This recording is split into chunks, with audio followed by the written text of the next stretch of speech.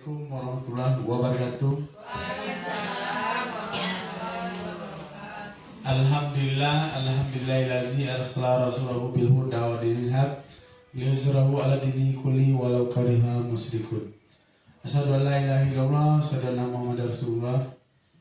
Puji syukur kita ucapkan dari Allah Subhanahu wa taala yang mana atas berkat rahmat dari beliau kita bisa melaksanakan acara workshop penyebaran, pemanfaatan dan penerapan pengalaman aksi nyata budaya positif yang telah dipelajari oleh Ibu Fiktia Nikasari dalam pendidikan guru penggerak angkatan 11.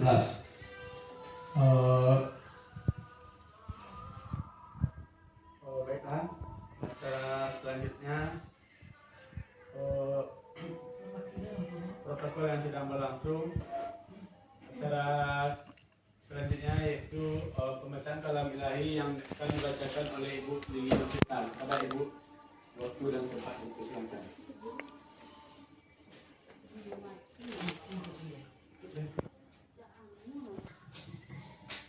Acara selanjutnya pembacaan kalam ilahi oleh Ibu Lili Nurfita. Kepada Ibu, waktu dan tempat dipersilakan.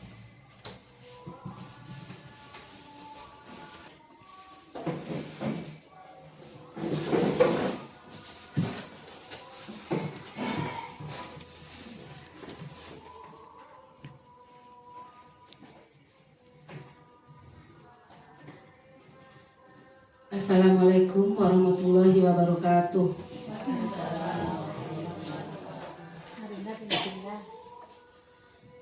A'udzu billahi minasy syaithanir rajim. Bismillahirrahmanirrahim.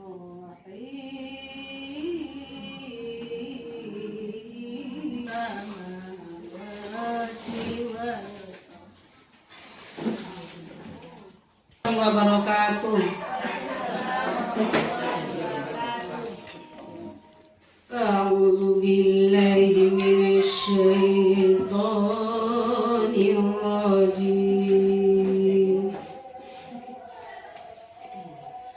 Bismillahirrahmanirrahim.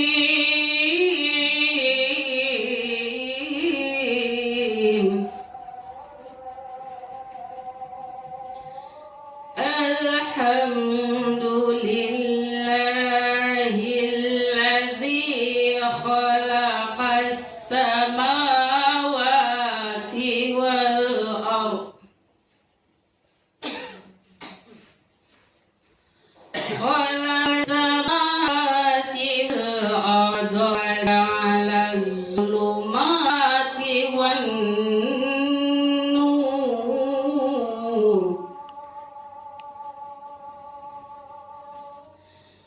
ثم الذين كفروا بربهم يعدلون هو الذي خلقكم من طين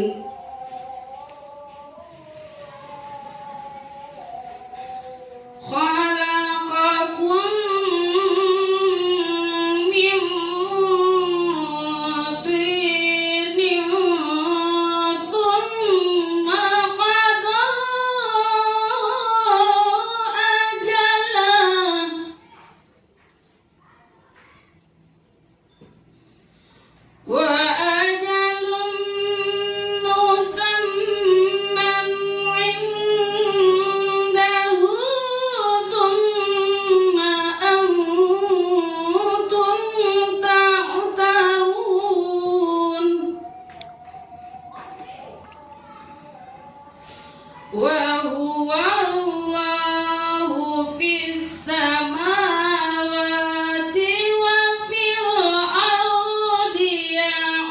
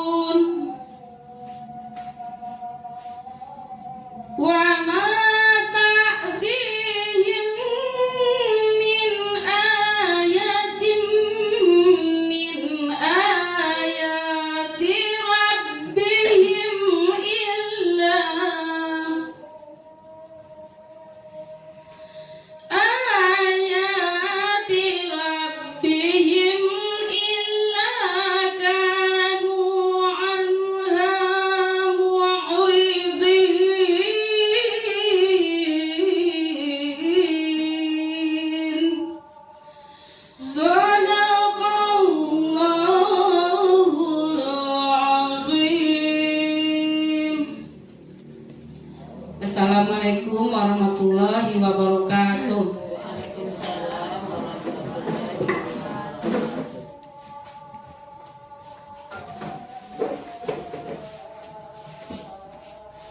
Terima kasih kita ucapkan kepada Ibu Lili Nofita yang telah membacakan kalam ilahi.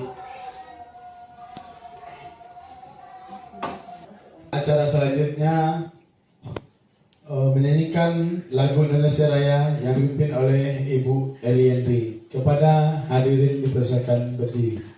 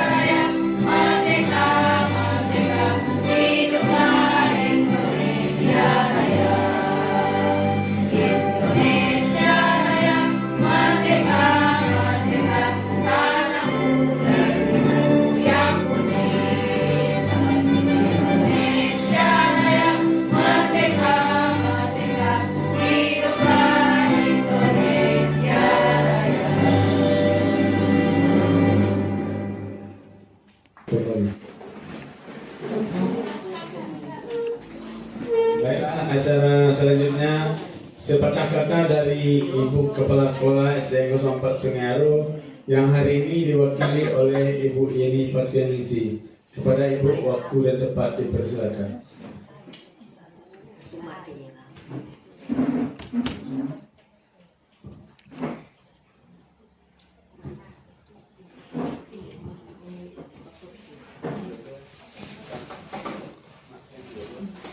Assalamualaikum warahmatullahi wabarakatuh. Waalaikumsalam warahmatullahi wabarakatuh.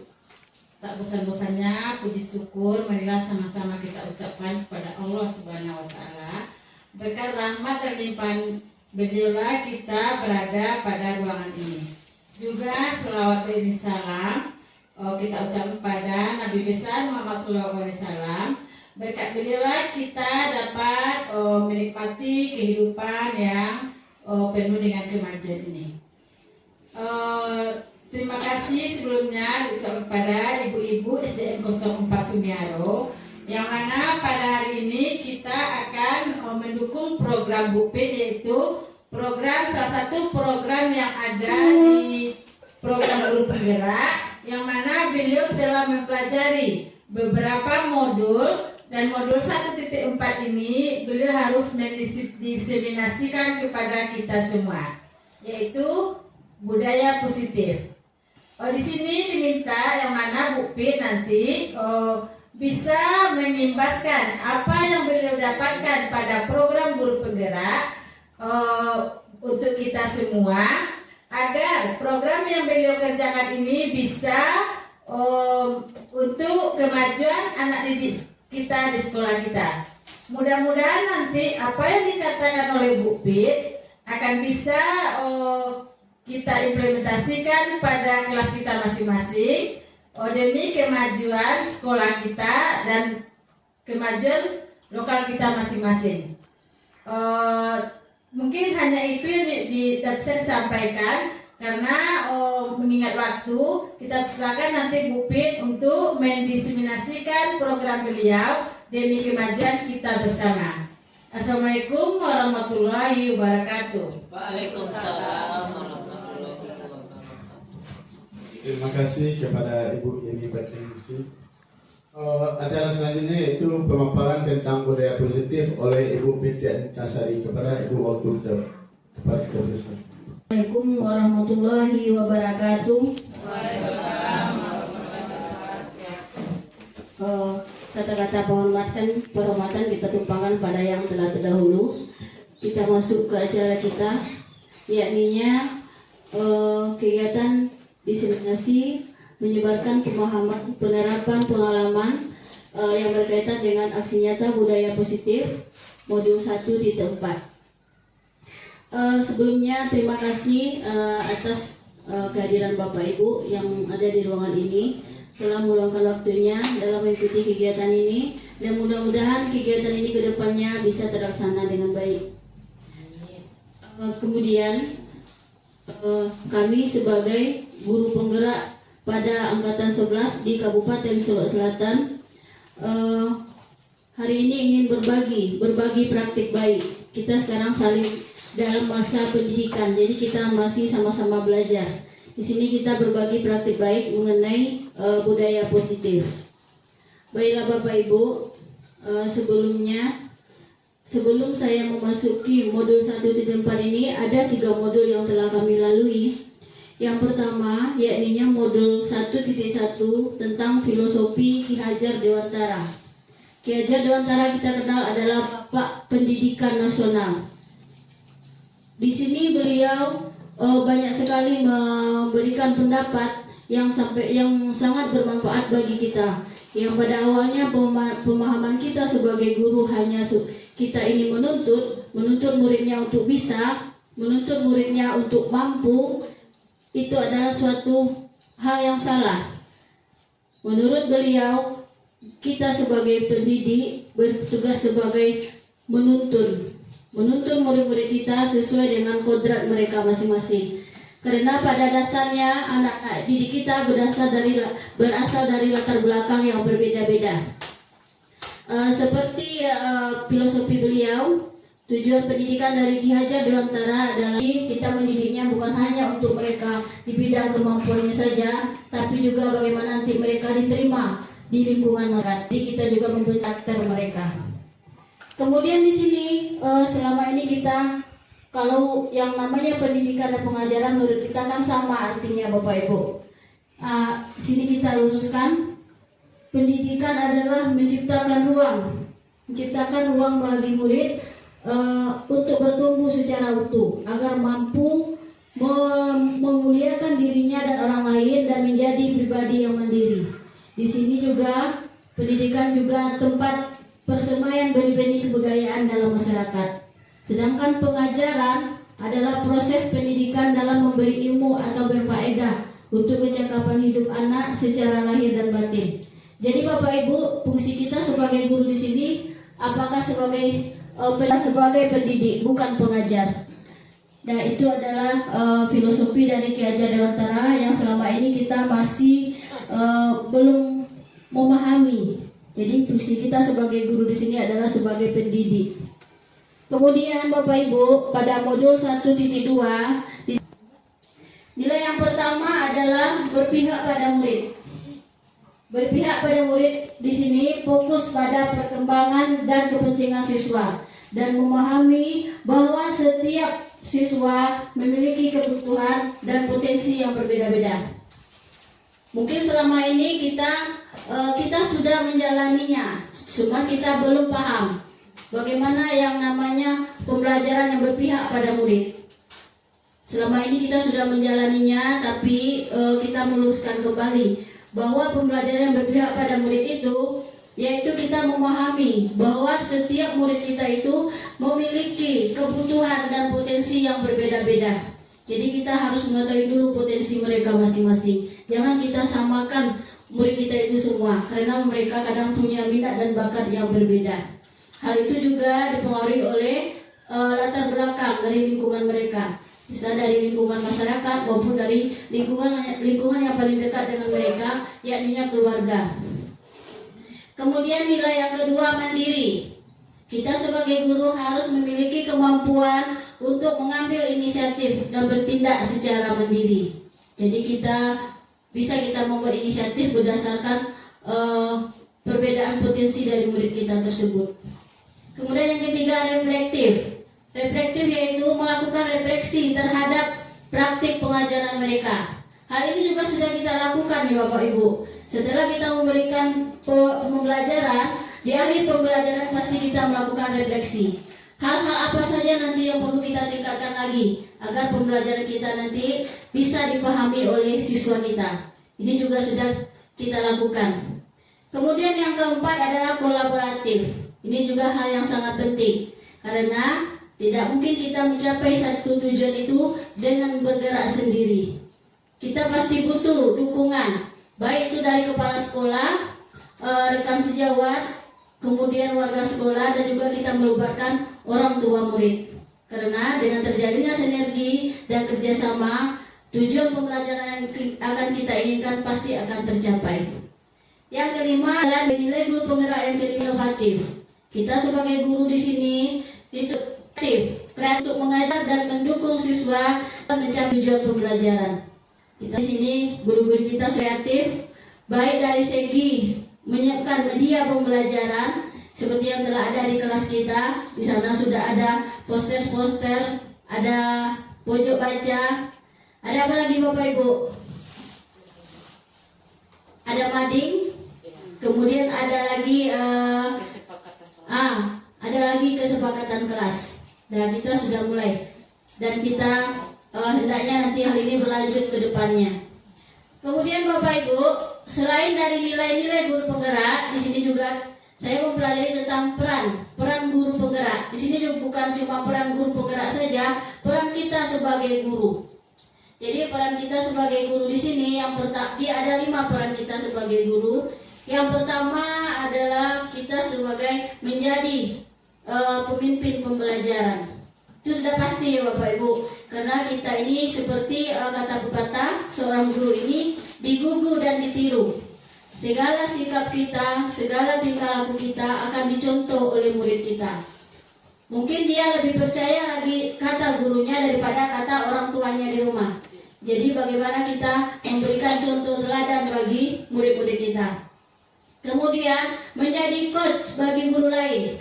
Coach di sini adalah kita berbagi praktik baik, berbagi pengalaman. Seperti kita punya guru-guru yang senior, pasti beliau banyak pengalaman daripada kita yang masih muda. Baik dalam hal penyampaian pembelajaran maupun dalam hal pengalaman dalam menyiasati karakter anak. Banyak hal yang bisa kita gali. Jadi kita di sini berbagi. Kemudian yang ketiga, mendorong kolaborasi. Kolaborasi di sini yaitu menciptakan suasana kerjasama yang kolaboratif di antara rekan-rekan guru. Jadi kita saling bekerja sama. Karena seperti halnya kita, hakikatnya kita sebagai manusia adalah makhluk sosial. Kita tidak bisa hidup tanpa bantuan orang lain. Setiap kita ini punya kemampuan yang berbeda-beda. Kita pasti butuh dari orang lain. Kemudian 4, mewujudkan kepemimpinan siswa. Di sini peran kita membantu siswa menjadi lebih mandiri dan aktif dalam kegiatan pembelajaran. Kelima, menggerakkan komunitas praktisi. Di sini kita sudah mengikuti komunitas. Betul Bapak Ibu? Nah, kita sudah mengikuti kegiatan KKG setiap bulannya. Itu termasuk kita ikut menggerakkan komunitas praktisi. Dan kita juga bisa masuk di dalam komunitas-komunitas lainnya yang berguna bagi kita. Contohnya di PMM.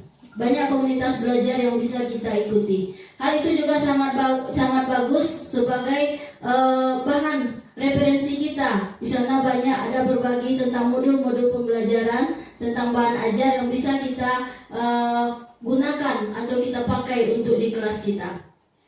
Kemudian Bapak Ibu,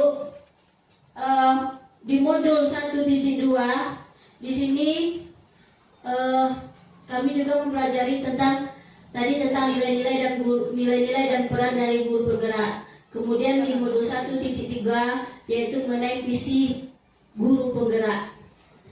Pada visi guru penggerak ini di sini kita coba membuat sebuah visi. Visi itu sama juga dengan tujuan akhir campaign kita, bagaimana nanti kita mau murid kita ke depannya. Kita bisa membuat visi. Kemudian kita buat sebuah prakarsa perubahan. Dari satu visi itu kita ambil hal mana yang akan kita terapkan nantinya di kelas kita dari satu visi tersebut. Kemudian saat ini kami sedang berada di modul 1.4, yakninya tentang budaya positif. Di sini banyak hal lagi yang bisa kita gali di sini, Bapak Ibu. Terutama seperti halnya sekarang kita sudah berada di kurikulum merdeka ya Bapak Ibu. Pada kurikulum merdeka tujuan itu melanjutkan pelajaran Pancasila. Dalam pelajaran Pancasila ini ada 6 poin yang nantinya akan kita pakai. Yang pertama yaitu Tuhan Maha Esa, kemudian berkebinekaan global, kemudian bergotong royong, mandiri, kreatif, dan bernalar kritis.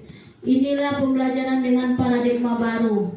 Ini merupakan pembelajaran yang dirancang berdasarkan prinsip pembelajaran berdiferensiasi, sehingga para peserta didik belajar sesuai dengan kebutuhan berdasarkan tahap perkembangan sesuai teknologi psikologi modern dengan tujuan untuk mewujudkan profil pelajar Pancasila. Ini yang tadi tujuan pembelajaran.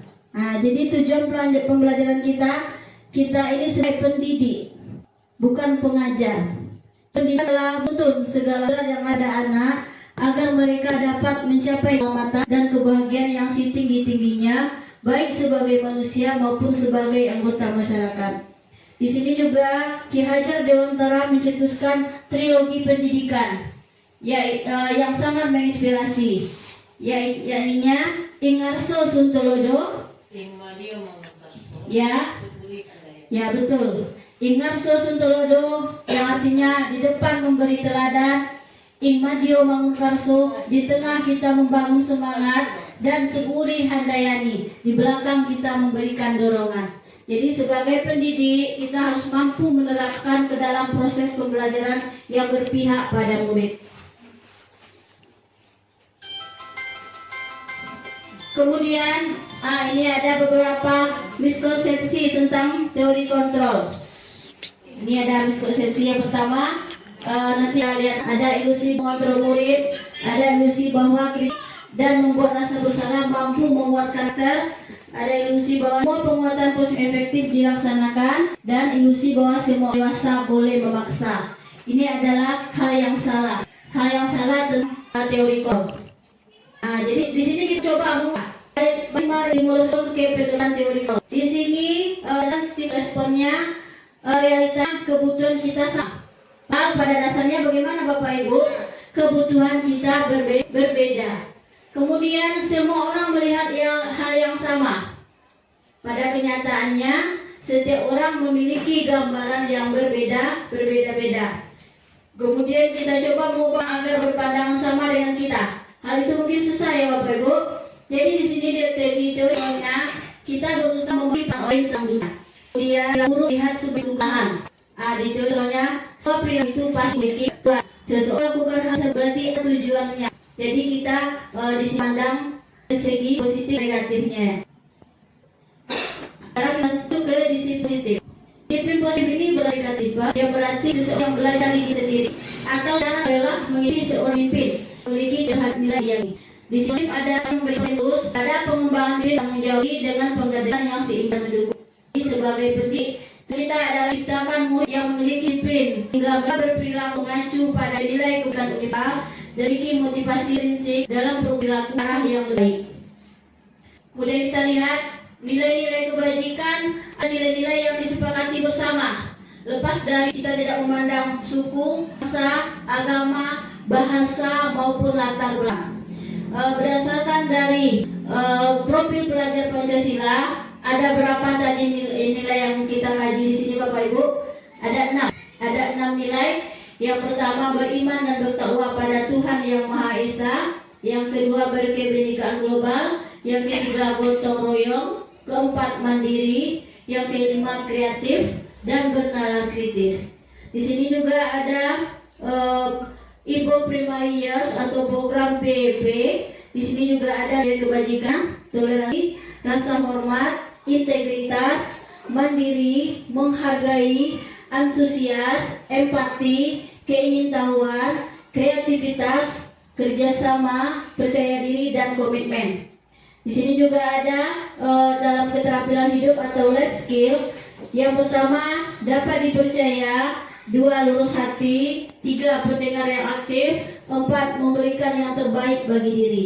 Ini nilai-nilai ini baik kita tanamkan kepada siswa-siswa kita. Karena dengan tertanamnya nilai-nilai ini di hati mereka, mereka bisa diterima di lingkungan masyarakat nantinya. Kemudian Bapak Ibu, mari sama-sama kita pelajari bahwa ada 5 kebutuhan dasar manusia. Yang pertama, bertahan hidup. Apa yang kita perlukan untuk bertahan hidup Bapak Ibu? Nah, kita pasti kita butuh makanan, kebutuhan pokok, ada sandang, ada pangan. Kita butuh makanan, pakaian, dan tempat tinggal. Itu adalah salah satu kebutuhan dasar manusia. Yang kedua adalah penguasaan. Dalam penguasaan ini, di sini termasuk harga diri atau keinginan untuk dianggap berprestasi. Yang ketiga, kebebasan. Kebebasan di sini adalah mandiri, memiliki pilihan, dan kemudian bebas mencoba hal yang baru. Yang ketiga, kasih sayang dan rasa diterima. Rasa diterima, dipedulikan, berbagi, dan bekerja sama. Yang kelima, kesenangan. Kesenangan di sini termasuk di sini kegiatan bermain, humor, dan tertawa. Dan Bapak Ibu, sekarang coba perhatikan dulu 5 kebutuhan dasar manusia ini, karena nanti kita ada pertanyaan ke hal mana nanti, kebutuhan dasar yang mana nanti kalau kita buatkan sebuah ilustrasi. Silakan dulu Bapak Ibu baca sebentar. Nanti kita lanjutkan. Sudah? Nah, silakan. Di beri foto.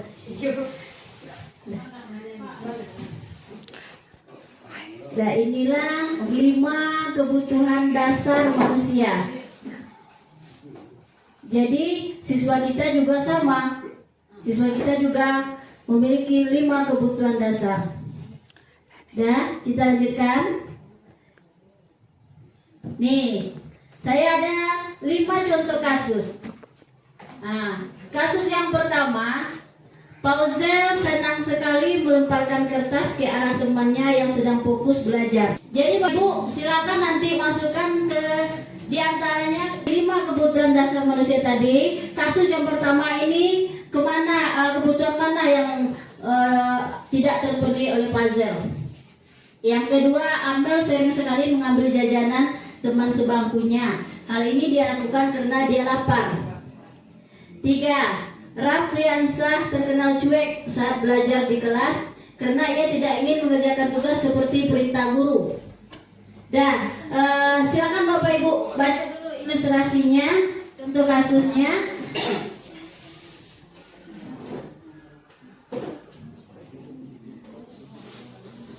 Yang keempat, ketika diminta mengerjakan latihan ke depan, Raffi selalu berlari ke depan dengan penuh semangat. 5. Zila sangat senang belajar dengan Bu Wati karena metode belajar guru tersebut bervariasi. Jadi silakan Bapak Ibu, dari 5 kasus ini kebutuhan dasar manusia yang mana yang belum terpenuhi dari kasus yang ini? Bisa kita jawab bersama. Nomor 1, kita coba jawab bersama Bapak Ibu. Yang pertama, saya senang sekali melemparkan kertas ke arah temannya yang sedang fokus belajar. Jadi tadi kita ingat dulu, ada 5 kebutuhan dasar manusia tadi. Masih ingat Bapak Ibu? Yang pertama apa tadi? Nah, kebutuhan untuk bertahan hidup. Yang kedua, penguasaan. Yang kedua, kebebasan. Yang keempat,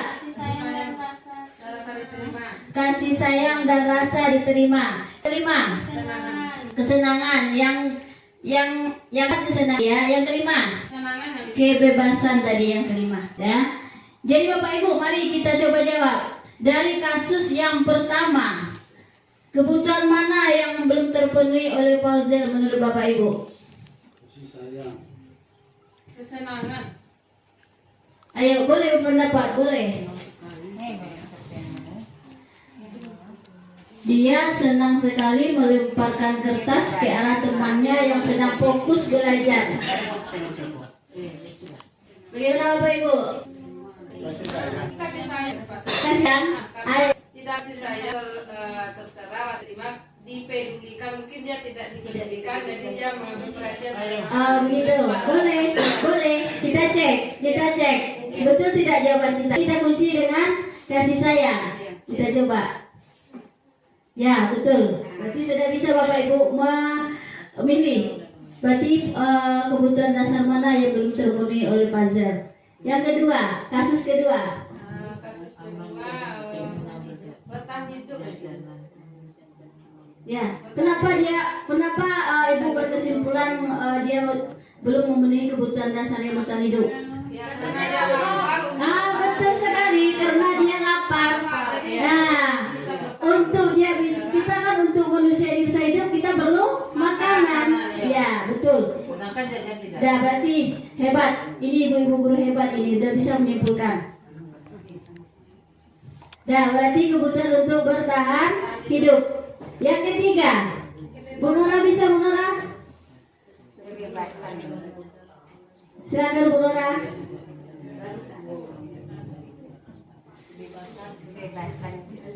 Kebebasan.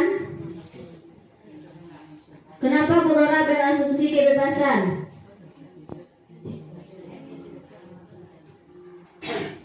Kita ambil kata kuncinya dulu. Karena dia tidak mau diperintah. Berarti kebutuhan mana yang belum terpenuhi oleh Rafiansa? Kebebasan mungkin. Kebebasan. Karena dia tidak mau diperintah. Ya. Menjalankan apa yang Dia sesuai dengan keinginan dia sendiri. Ya, betul. Kebebasan.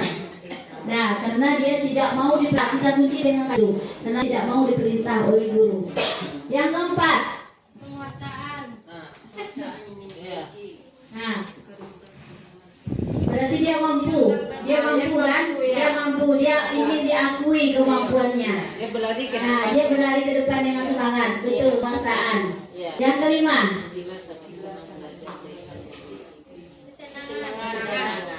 di mana kata kuncinya?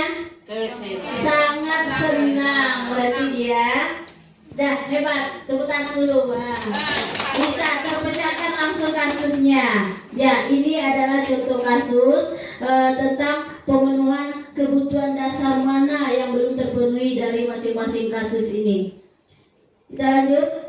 Nah, kita punya teka-teki Bapak Ibu.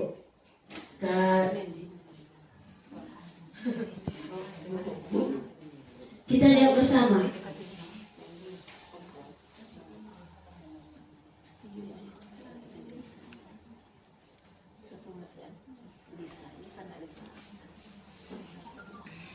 Ini teka-tekinya kita tebak gambar.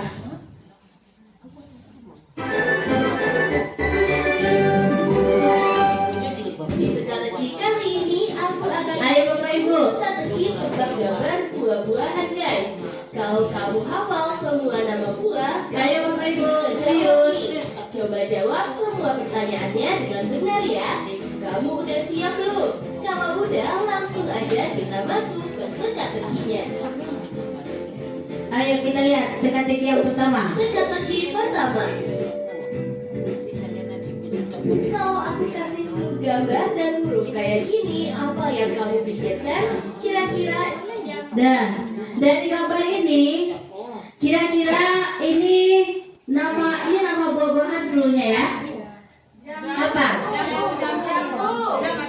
Jambu. Nah, karena ada jam, kemudian kata kunya dicoret. Baik Bapak Ibu kita tes. Kita lihat. Jawab cepat dan aku kasih waktu 10 detik. Kita lihat. Betul apa tidak? Betul, Ma. Betul dong. Ayo, kalian udah nemuin jawabannya? Ya, benar banget. Tepuk tangan, mantap. Kalian ada yang kedua. salah, semangat guys. Nah, semangat yang masih salah. Teka-teki selanjutnya. Nah, kita lihat lagi yang selanjutnya. Teka-teki kedua. Ayo kita lihat, kita fokus. Ayo, kalau aku kasih clue kayak gini, kamu bisa jawab gak nih? Ayo, nama buah apa? Nangka. Ibu-ibu hebat ya. Cepat, selamat. Ada N dan ada angka. Ya, tepuk tangan kita semua hebat.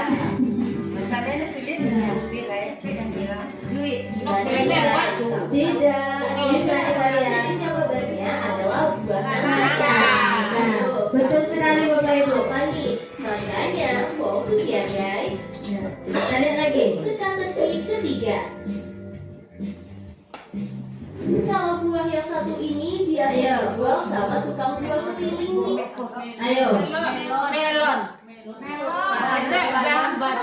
kita cek. Betul atau tidak jawabannya? Pasti bisa jawab ya.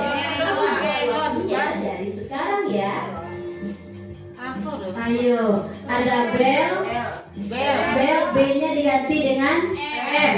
Kemudian balon B-nya dicoret. Nah, betul sekali. Bisa jawabnya. Satu lagi. Teka-teki sama. Ibu-ibu hebat ini. Ayo.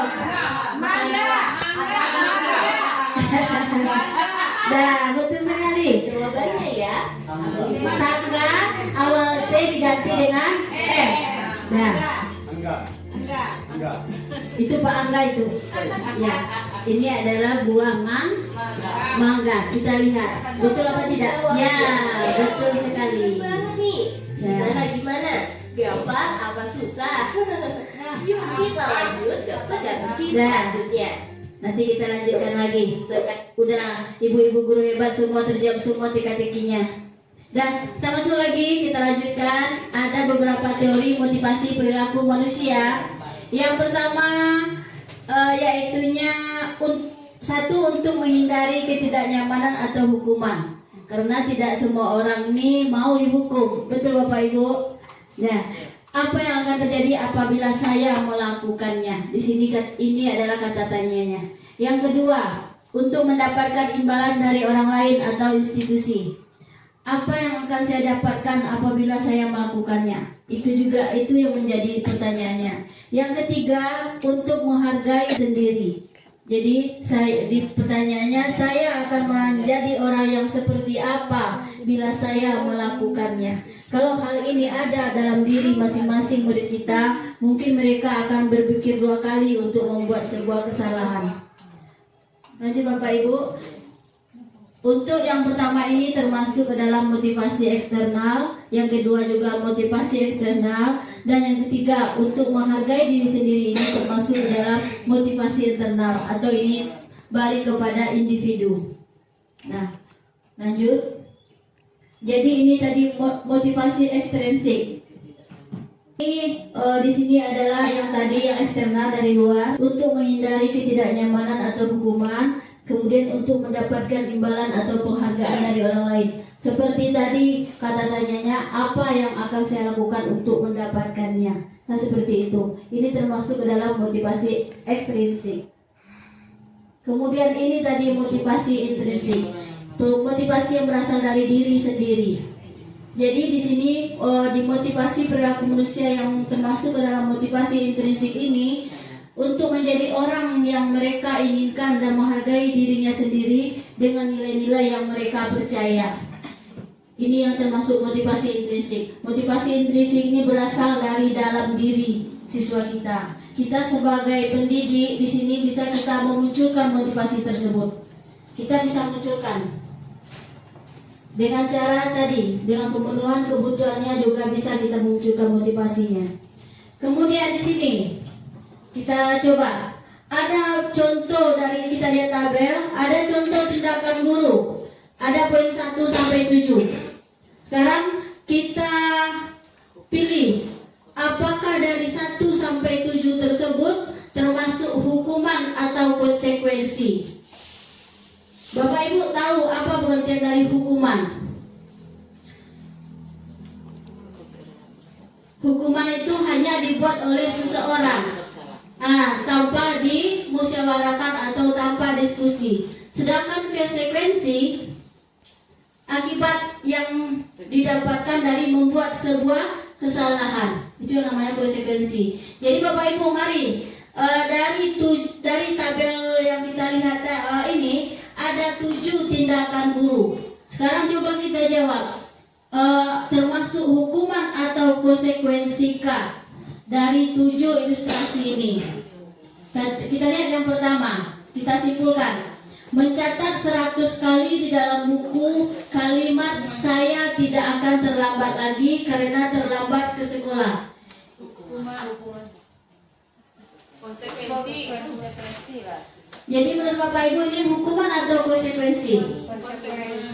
Konsekuensi. Kenapa Bapak Ibu berasumsi bahwa soal ini konsekuensi?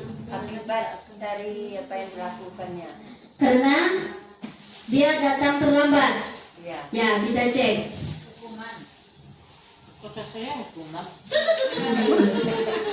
Hukuman. Nah, ini sudah simpulkan. Hukuman. Yang kedua, lari mengelilingi lapangan basket 2 kali karena terlambat hadir di sekolah. Hukuman. Konsekuensi itu apa contohnya? Konsekuensi contohnya menggantikan kertas tugas teman yang telah dicoret-coret. Berarti dia mencoret. Dari kegiatan mencoret dia di konsekuensi dia mengganti kertas tugas teman tersebut. Yang kelima, membersihkan tumpahan air. Membersihkan tumpahan air di meja tulis karena tersenggol pada saat belajar. Jadi ada hal yang dirugikan yang didapat oleh temannya kan. Kemudian yang ketujuh contohnya konsekuensi, lari mengelilingi lapangan basket 2 kali karena terlambat 10 menit untuk pelajaran PJOK. Nah, jadi di sini kita bisa membedakan apa itu hukuman, apa itu konsekuensi. Nah, nanti kita lanjutkan, kita akan bahas ada posisi kontrol namanya. Kita sebagai guru bisa melakukan refleksi. Selama ini kita berada di posisi kontrol yang mana? Kita lanjutkan. Nih. Ini kesimpulannya. Hukuman tidak terencana atau tiba-tiba. Kemudian murid tidak dilibatkan di sini dalam membuat hukumannya. Yang kedua bersifat yang keempat berupa hukuman fisik atau psikis. Psikis ini adalah kejiwaan anak, atau anak itu merasa kadang dia malu atau dia merasa sedih karena dihukum. Kemudian konsekuensi, kalau konsekuensi ini dia terencana atau disepakati sesuai dengan peraturan. Kemudian yang kedua, murid tetap tidak nyaman, pasti. Itu pasti ya Bapak Ibu. Yang ketiga, sikap guru selalu memonitor. Ini yang konsekuensi. Dan yang ketiga, restitusi. Inilah nanti yang coba akan kita terapkan pada siswa kita. Restitusi di sini yang pertama adalah proses untuk menciptakan kondisi bagi murid untuk meraih jasanya, bukan memberi hukum atau menerima konsekuensi jasanya. Kedua, di sini ada proses kolaborasi yang untuk mencari solusi. Dari solusi ini adalah murid pun kita supaya mereka bisa mencari solusi atas kesalahan yang telah mereka buat. Bukan berasal dari kita. Kita tidak boleh menghukum siswa kita, tapi kita membuatnya dia mampu untuk mencari solusi sendiri dari permasalahan yang telah mereka buat. Nah, ini Bapak Ibu. Nanti saya berharap setelah kita mempelajari 5 posisi kontrol guru ini, kita bisa melihat di posisi mana kita selama ini sebagai guru. Di sini ada 5 posisi kontrol. Yang pertama penghukum, yang kedua pembuat rasa bersalah, yang ketiga sebagai teman, yang keempat sebagai pemantau, yang kelima sebagai manajer. Dari 5 posisi kontrol ini nanti bisa kita jadikan refleksi bagi kita. Kalau selama ini kita di posisi penghukum, kedepannya kita rubah. Posisi yang baik di sini adalah posisi sebagai manajer. Kita bahas nanti satu-satu Bapak Ibu. Nih. di posisi penghukum, seorang penghukum bisa menggunakan hukuman fisik maupun verbal. Contohnya tadi hukuman fisik apa tadi Bapak Ibu? Berlari keliling lapangan tadi, hukuman fisik. Kalau hukuman yang bersifat verbal, dari apa? Dari kata-kata, dari kata-kata kita. Akibat dari posisi sebagai penghukum akan menimbulkan dendam dari murid kita. Mungkin mereka tidak akan mengatakan langsung kepada kita, tapi ada nanti dendam di hati mereka. Akan menimbulkan dendam murid kepada guru, sedangkan bagi murid akan memiliki dampak negatif terhadap psikis murid. Jadi hal ini mari sama-sama kita hindari. Kita lihat kalau kita di posisi penghukum, kalau kita pernah mengucapkan kata-kata seperti di bawah ini, berarti kita berada pada posisi kontrol sebagai guru, posisi kontrol guru sebagai penghukum. Yang pertama, patuhi aturan saya atau awas. Yang kedua, kamu selalu saja salah. Yang ketiga, selalu, pasti selalu yang terakhir. Yang keempat, setiap masalah pasti kamu selalu dalamnya. Pernahkah kita mengucapkan kata-kata ini Bapak Ibu? Pasti kita pernah. Ya. Kalau ini yang kita lakukan selama ini, berarti pada posisi kontrol guru kita termasuk ke dalam posisi penghukum. Apakah posisi ini baik kita lanjutkan ke depannya Bapak Ibu? Sebaiknya tidak, karena akibatnya kita sudah lihat akan menimbulkan dendam bagi murid kita. Yang kedua, pembuat rasa bersalah. Ini ada bedanya Bapak Ibu. Pada posisi ini biasanya guru akan bersuara lebih lembut. Pembuat rasa bersalah akan menggunakan keheningan yang membuat orang lain merasa tidak nyaman atau bersalah atau rendah diri. Jadi ini kita mencoba berkata-kata kepada itu dengan lembut, tapi dia merasa dia telah melakukan sebuah kesalahan, dia merasa bersalah. Jadi contoh kata-kata dengan itu seperti Bapak Ibu, Ibu sangat kecewa sekali dengan kamu. Itu contohnya. Yang kedua, berapa kali Bapak harus memberitahu kamu ya? Kalau kita ucapkan kata tersebut kan dia merasa bersalah, karena dia sudah diperingati bukan 1-2 kali. Kemudian yang ketiga, gimana coba kalau orang tua kamu tahu kamu begini? Kali yang kita ucapkan, yang terlintas di pikiran anak kita, pasti orang tuanya kecewa dengan sikap yang telah dia lakukan. Ini yang namanya posisi kontrol kita sebagai guru dalam hal pembuat rasa bersalah. Jadi dia merasa bersalah akan tindakan yang telah dia lakukan, atau dia merasa bahwa hal yang telah dia lakukan itu adalah hal yang tidak baik, hal yang tidak terpuji. Jadi ini sudah 2 ya Bapak Ibu, penghukum dan pembuat rasa bersalah. Kemudian posisi kontrol guru yang ketiga yaitu sebagai teman. Sebagai teman ini bisa juga kita terapkan untuk di kelas tinggi maupun di kelas rendah. Guru pada posisi ini tidak akan menyakiti murid, namun akan tetap berupaya mengontrol murid melalui persuasi. Persuasi ini adalah pendekatan. Posisi positif berupa hubungan baik yang terjalin antara guru dan murid. Hal dari teman ada, bila suatu saat guru tersebut tidak bantu, maka murid akan tua adalah saya atau ibu teman saya. Jadi kita bisa memilah. Walaupun posisi teman ini baik, tapi kita bisa menjaga hubungan baik antara murid. Jadi contoh mungkin tadi kita pernah ucapkan kata-kata ya Bapak Ibu. Kalau kita pernah menggunakan kata-kata ini kepada siswa kita, berarti kita berada pada posisi kontrol guru sebagai teman. Contoh kata yang pertama, ayolah demi Pak ya. Berarti kita sama dengan Pak kita ya. Dua, ayo ingat tidak bantuan Bapak selama ini. Yang ketiga, ya sudah, kali ini tidak apa-apa, nanti Ibu bereskan. Pernah Ibu menggunakan kata tersebut? Mungkin pernah ya. Karena di kelas rendah, ya kalau dia misalnya menumpang air, dia kurang badan, dia nggak sengaja kelas, dan mungkin tersebut yang membersihkan sendiri.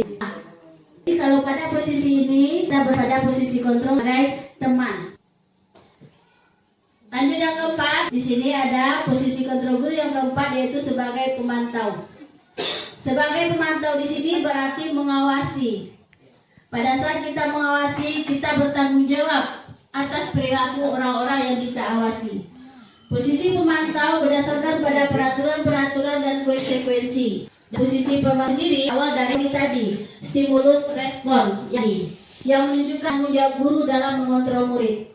Nah, kalau contoh pertanyaan diajukan oleh guru sebagai seorang pemantau, yang pertama adalah peraturannya apa? Kita akan kembali ke anak kita. Peraturannya apa? Berarti ingat. Kalau misalnya melanggar sebuah peraturan, berarti peraturan apa yang sudah ada di sekolah yang telah dia langgar. Yang kedua, apa yang telah kamu lakukan? Supaya dia ingat apa kesalahan yang telah dia lakukan. Kemudian yang ketiga, sanksi atau konsekuensinya apa? Seperti halnya kita membuat kesepakatan kelas. Kesepakatan kelas ini kan kita buat berdasarkan dari kesepakatan kita dengan murid. Bukan guru yang membuat, tapi dari murid. Hal mana nanti yang ingin mereka perbaiki di kelas yang baru. Bukan berdasarkan dari guru. Jadi kesepakatan ini pasti mereka membuat sebuah konsekuensi. Kalau seandainya mereka melanggar kesepakatan tersebut, apa konsekuensi yang akan mereka terima? Nah, ini ada sisi guru pada posisi kontrol guru sebagai pemantau. Dari mana? Posisi kontrol sebagai jet. Nah, ini posisi yang lainnya terakhir.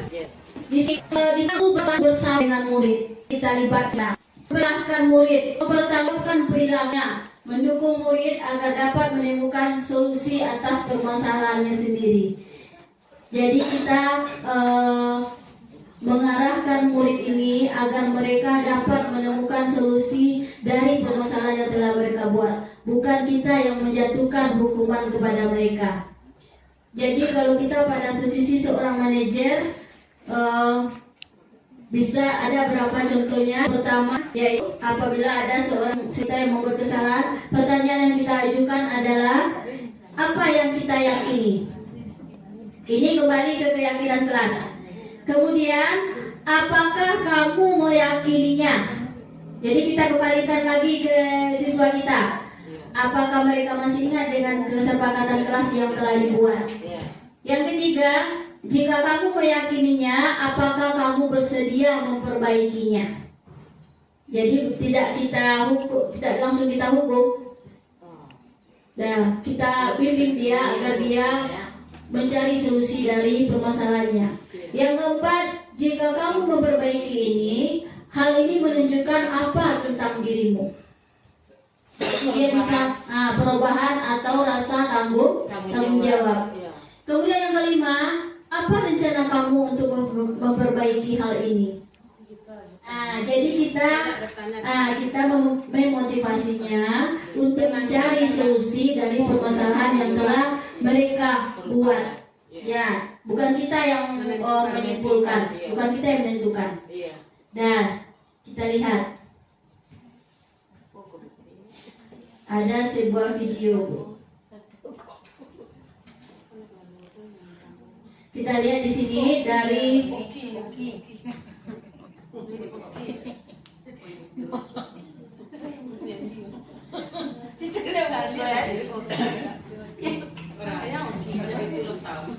Nah, dari video ini kita bisa belajar mengenai ada sebuah kasus. Sebentar kita buka.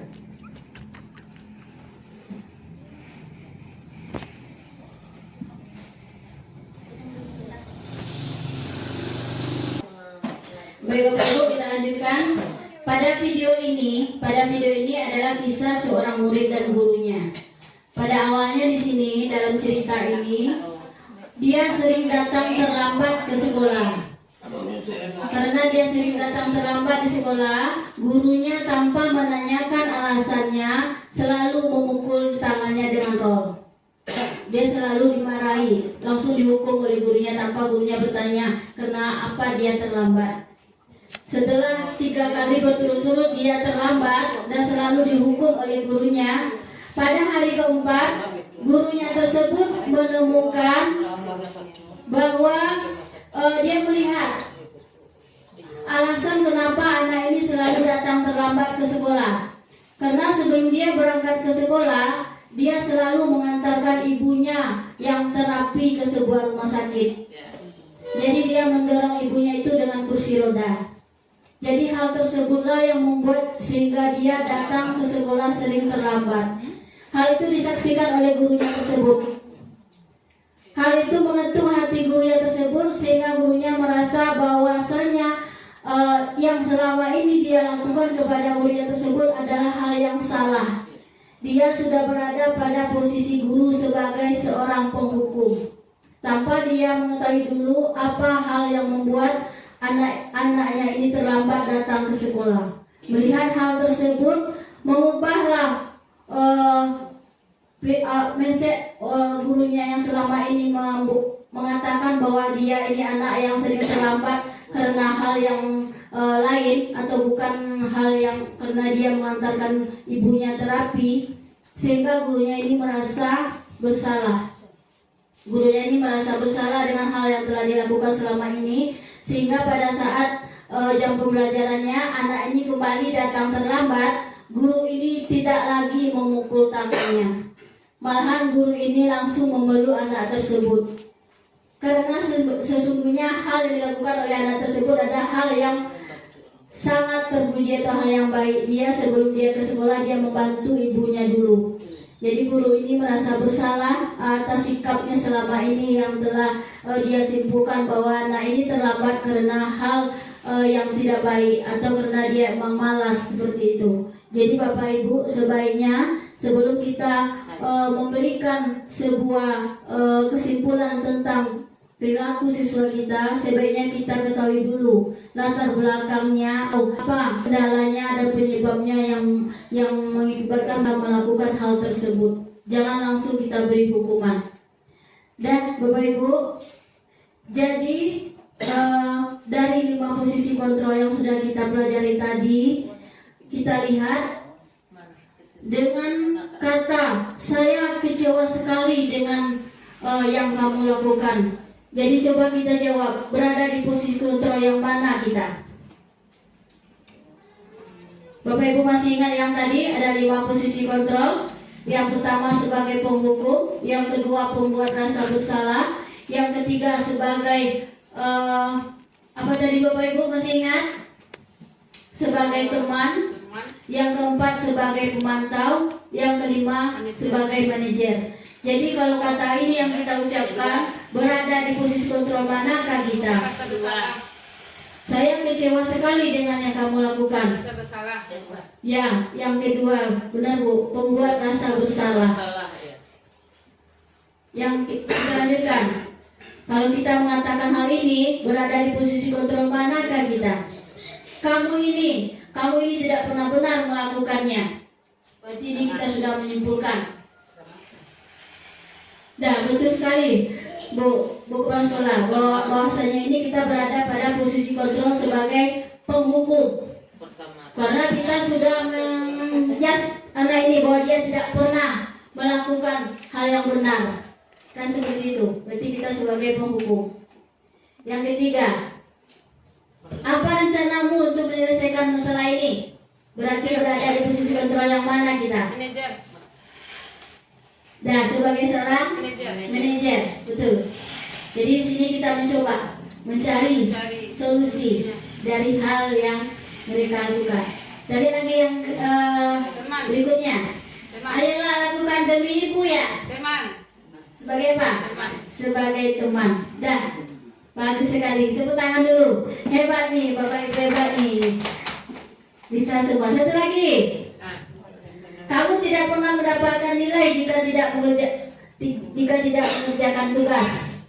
Apa ini? Hukuman? Hukuman? Oke. Mantap. Nanti lo coba. Nah, Kamu tidak pernah mendapatkan nilai. ya kalau dia tidak mengerjakan pasti dia tidak mendapatkan nilai. Nah, betul sekali Bapak Ibu. Nah, sekarang kita akan ke materi keyakinan kelas. Keyakinan kelas ini bukan peraturan kelas. Keyakinan kelas ini berasal dari siswa kita sendiri. Guru hanya mengarahkan. Beda dengan peraturan kelas. Kalau peraturan kelas ini satu arah, bisa guru saja yang membuat tanpa berdiskusi dengan murid. Jadi beda antara keyakinan kelas dengan peraturan kelas. Kita lihat bagaimana cara kita membentuk sebuah keyakinan kelas di kelas kita. Keyakinan kelas inilah nanti yang akhirnya menjadi kesepakatan kelas. Ya Bapak Ibu. Yang pertama dia bersifat abstrak. Yang kedua berupa pernyataan universal. Jadi ini pendapat dari semua murid kita. Yang kedua dibuat dalam pernyataan positif. Jadi dengan menggunakan kata-kata yang positif. Kemudian sedikit saja agar mudah diingat. Jadi jangan panjang. Nah ini kalau dilakukan dia yang pakai langkah kesepakatan kelas yang telah dia. Yang keempat, sesuaikan dengan kondisi sekolah atau kelas sehingga mudah diterapkan. Karena kita setiap tahunnya akan mendapati anak dengan karakter yang berbeda-beda. Kelima, semua warga sekolah, warga kelas dilibatkan dalam membuat keyakinan ini. Jadi kalau mereka terlibat, pasti mereka tahu. Ini yang telah mereka buat kesepakatan, jangan sampai mereka langgar. Kan begitu Bapak Ibu? Jadi mereka ingat. Kemudian ada 6 langkah dalam membuat keyakinan kelas ini. Yang pertama, memunculkan peraturan kelas. Yang kedua, mengubah peraturan menjadi kalimat positif. Contohnya begini Bapak Ibu, memunculkan peraturan kelas. Misalnya kita buat satu kata, datang tepat waktu, kan begitu. Jadi kita ubah menjadi kalimat positif. Kalimat positifnya, jangan, bagaimana? Apa kalimat positifnya yang bisa kita ubah? Tidak boleh terlambat. Boleh, tidak boleh terlambat ya. Kemudian kita carikan keyakinan. Awal Bu, datang Datang lebih awal, kita ubah ke kalimat yang positif. Datang lebih awal. Kemudian mencarikan keyakinan kelas dengan nilai-nilai kebajikan. Yang keempat, gambaran perilaku yang mencerminkan keyakinan kelas. Yang kelima, menentukan peran warga sekolah. Dan yang keenam, meninjau ulang dan refleksi keyakinan kelas. Setelah kita coba terapkan, mungkin kurang efektif, bisa kita kaji ulang dan kita refleksi kembali apakah perlu kita rubah. Boleh kita rubah ya. Lanjut. Nah ini tadi yang kita bahas tadi. Ada hukuman, ada konsekuensi, dan ada yang namanya restitusi. Nah, restitusi ini kita memakai prinsip segitiga restitusi. Restitusi adalah proses menciptakan kondisi bagi murid untuk memperbaiki kesalahan mereka, sehingga mereka dapat kembali ke kelompok mereka dengan karakter yang lebih kuat. Maksudnya karakter yang lebih kuat di sini, karakter yang lebih baik. Nah, pada segitiga restitusi ini ada 3 hal yang nanti kita gunakan. Yang pertama adalah menstabilkan identitas. Yang kedua, validasi tindakan yang salah. Yang ketiga, menanyakan keyakinan. Nah, pada segitiga restitusi ini terjadi proses dialog yang dilakukan guru atau orang tua untuk menghasilkan murid yang mandiri dan bertanggung jawab dan berkarakter sehingga mereka menjadi lebih kuat saat mereka kembali ke kelompok mereka.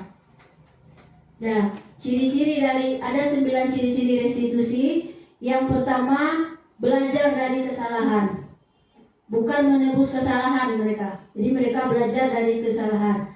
Yang kedua, memperbaiki hubungan.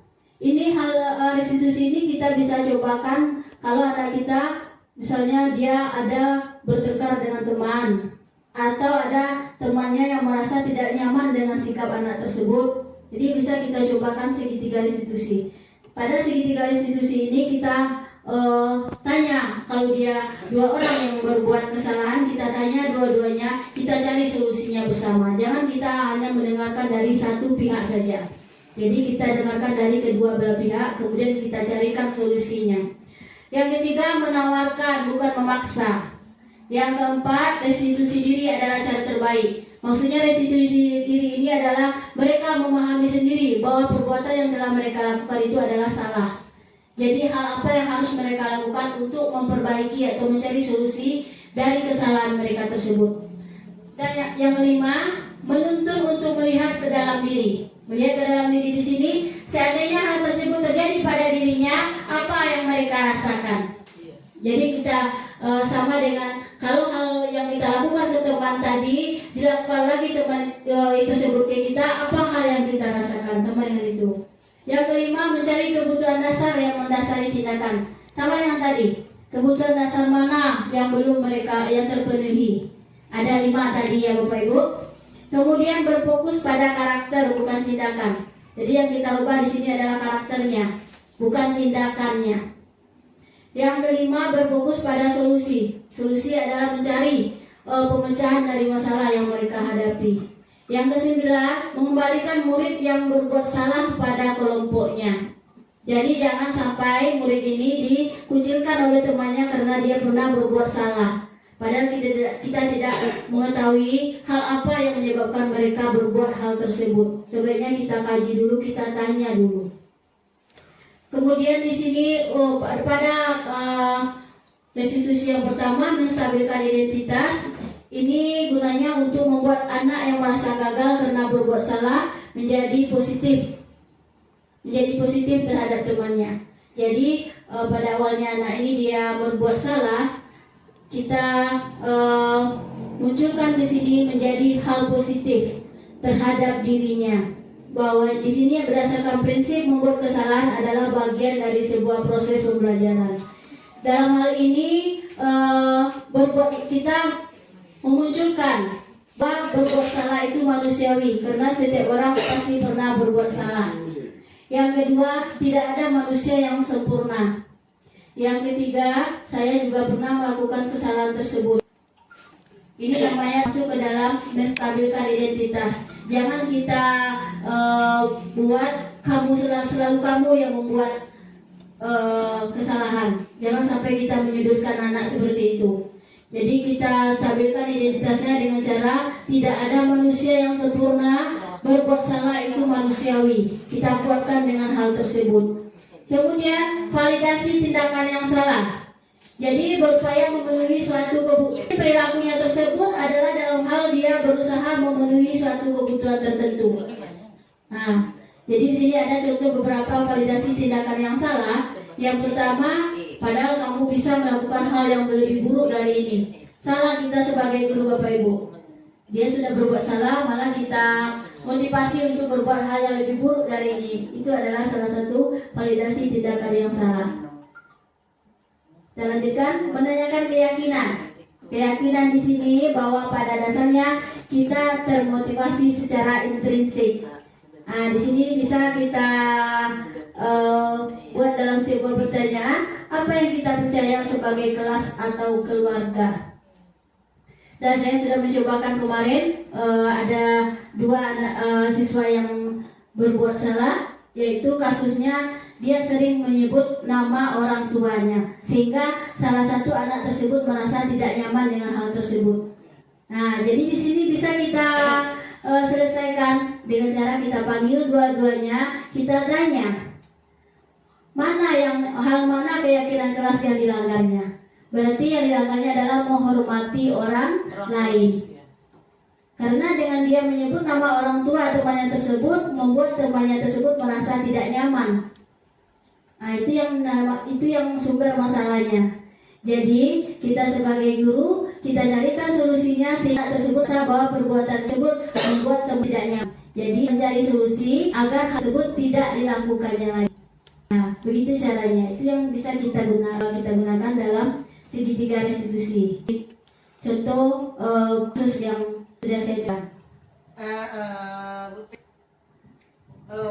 Adalah persetujuan apa kelas karena awak lo mencibur medana tanpa bersalah bersabi nama orang tua. Kan sakit itu mengopor. Hukuman ala kesepakatan. Inyo menjabi ke bapaknya ke muka. Kan nak gitu doa tu salah atau karibana. Begini Bu, keyakinan kelas itu kita buat berdasarkan kesepakatan siswa itu. Dia yang buat, dia nanti yang akan membuatkan konsekuensinya. Tapi konsekuensinya itu jangan kita tulis, tapi mereka ingat. Iya. Ya. Tidak ditulis. Ya, apabila mereka nanti melakukan kesalahan, makanya kesepakatan kelas itu dibuat jangan terlalu panjang kata-katanya, yang mudah mereka ingat. Sehingga nantinya apabila mereka melakukan lagi kesalahan tersebut, mereka ingat kalau saya berbuat kesalahan ini konsekuensi nanti yang akan saya terima, begitu. Ya. Tapi tidak ditulis ya Bu Pe. Ya, untuk konsekuensinya biar mereka yang ingat. Makanya untuk kesepakatan kelasnya jangan dibuat dengan kata-kata yang terlalu panjang. Dah, mungkin cukup sekian Bapak Ibu. Mudah-mudahan hal ini berguna bagi kita semua. Karena saya juga masih dalam proses belajar. Mudah-mudahan kedepannya hal ini bisa kita terapkan bersama-sama di sekolah.